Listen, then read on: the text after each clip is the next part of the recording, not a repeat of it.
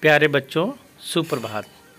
आज कक्षा 12 की क्लास में पाठ 1 हम पढ़ेंगे यमुना छवि, जो भारतेंद्र हरिश्चंद्र द्वारा रचित है। यमुना छवि का ये 6वां पद है। इसके पूर्व के सभी पद पिछली कक्षाओं में पढ़ाए जा चुके हैं।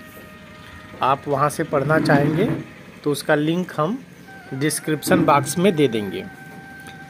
आइए तो पद संख्या 6 पढ़ते हैं। इस पद में भारतेंद्र हरिश्चंद्र ने यमुना नदी के किनारे जो है किस प्रकार की शोभा है पक्षियों के द्वारा, और वे पक्षी किस तरह यमुना के तट की शोभा बढ़ाते हैं, भारतेंद्र हरिश्चंद्र ने बड़ी ही खूबसूरती के साथ उसको प्रस्तुत किया है।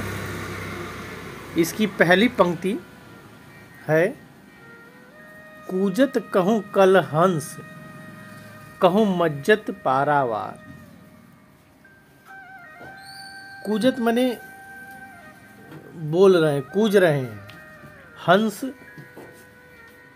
की आवाज़ जब आवाज़ों में बोलते हैं हंस जो है, तो उनकी आवाज़ को कूजना कहते हैं। तो हंस क्या कर रहे हैं? कूज रहे हैं। यहाँ कल हंस का मतलब होता है राजहंस। राजहंस, ये हंस तो है, लेकिन राजहंस क्या है? राजहंस एक उत्तम उत्तम प्रजाति का हंस होता है, जिसको कल हंस बोलते हैं, उत्तम प्रकृति का। तो यमुना के तट पर ये राजहंस जो है कूदते हैं, खेलते हैं, क्रीड़ाएं करते हैं, विहार करते हैं। कहूँ मज्जत पारावत। मज्जत मने होता है स्नान करना, और पारावत मने होता है कबूतर। कबूतर जो है, कबूतर का पर्यायवाची पारावत होता है। तो पारावत कबूतर जो है यमुना के नदी के पानी में क्या कर रहे हैं? स्नान कर रहे हैं। कहूँ कार्यकंड उड़त। ये कार्यकंड मने क्या होता है? कार्यकंड मने बत्तख होता है। तो कार्यकंडव मने बत्तख। तो बत्तख उड़ रहे हैं यमुना की नदी के किनारे। क्या कर रहे हैं? बत्तख उड़ रहे हैं। कहूँ जल कुक्कुट धावत। कहीं जो है जल पर, यमुना के जल पर कुक्कुट धावत। कुक्कुट का मतलब होता है, यहाँ जल कुक्कुट लिखा हुआ है। कुक्कुट माने होता है मुर्गी, और जल कुक्कुट का मतलब होता है जल मुर्गी। आपने देखा होगा तालाबों में जल मुर्गी होती है। वो मुर्गियां क्या कर रही हैं? जल के ऊपर धा रही हैं। धावत माने दौड़ रही हैं प्रसन्नता के साथ यमुना की नदी के किनारे। और चक्रवाक कहूँ बसत। चक्रवाक क्या होता है? चकवा और चकवी एक पक्षी होते हैं जो यमुना के किनारे जो है बस रहे हैं। बसत मतलब विहार कर रहे हैं, घूम फिर रहे हैं, यमुना की नदी के किनारे तट पर आनंद ले रहे हैं। कहूँ बक। बक मने क्या होता है? बक मने बगुला होता है। ध्यान लगावत। कहीं जो है बगुला बहुत ध्यान के साथ मछली को पकड़ने के लिए बैठा हुआ है। तो बगुला भी यमुना के किनारे ध्यान लगा के चुपचाप बैठा हुआ है। सुख पिक जल कहूँ पियत। सुख मने क्या होता है? सुख मने तोता, और पिक मने होता है कोयल। जल कहूँ पियत। तोता और कोयल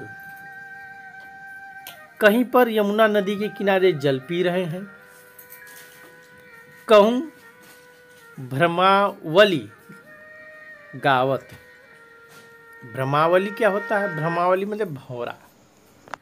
कहीं पर भौरे जो गा रहे हैं, खुशी के कारण यमुना के किनारे जो है गा रहे हैं, भौरे गा रहे हैं। कहूँ तटपथ नाचत मोर। कहीं यमुना के किनारे तट पर मोर नाच रहे हैं। और बहु मने बहुत अधिक, रोर मने शोर कर रहे हैं। विविध मने विविध प्रकार के पक्षी। और कहीं पर यमुना तट के किनारे विभिन्न प्रकार के पक्षी जो है शोर कर रहे होंगे। आप देखे होंगे शाम के समय अक्सर करके शोर करते हैं। तो विभिन्न प्रकार के पक्षी इकट्ठा होकर शोर मचा रहे हैं। जलपान नहाय करी सुख भरे।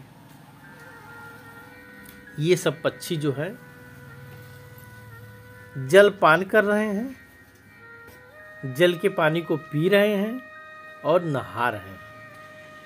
और जल के पानी को पीकर नहाकर जो सुख पा रहे हैं, सुख भरे जो सुख की प्राप्ति कर रहे हैं, वह तट शोभा सब जिय धरत। तट की शोभा, इस प्रकार के तट की शोभा जहाँ पर विभिन्न प्रकार के पक्षी जल पी रहे हैं और नहा रहे हैं, सबके, सब मने सबके, जिय धरत, जिय को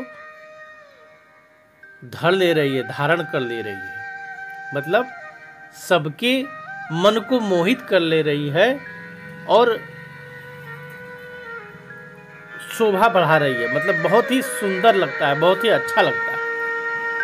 इस प्रकार के तट की शोभा जहाँ पर पक्षी नहा रहे हैं और पानी पी रहे हैं, इस प्रकार की जो शोभा उत्पन्न हो रही है तट पर, वो सबके जिय में धारण हो रही है।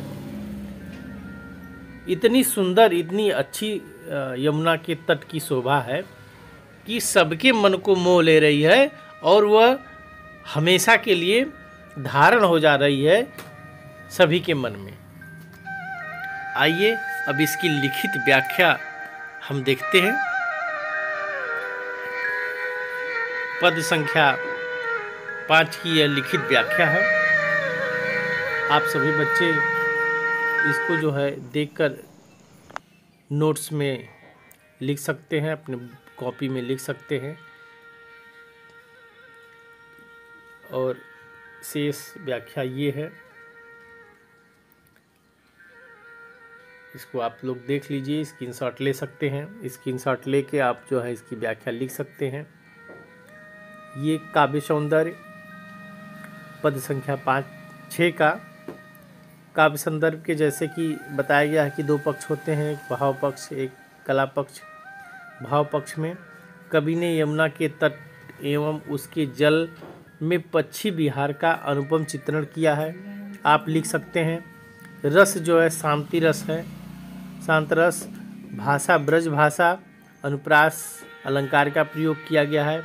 शैली छप्पर छंद है, इसमें शैली मुक्तक है और छंद छप्पर है। गुण प्रसाद गुण का प्रयोग किया गया है और जो है इसमें अभिधा शक्ति शब्द शक्ति है।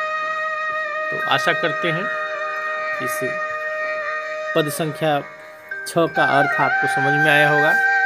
आज के लिए बस इतना ही। धन्यवाद।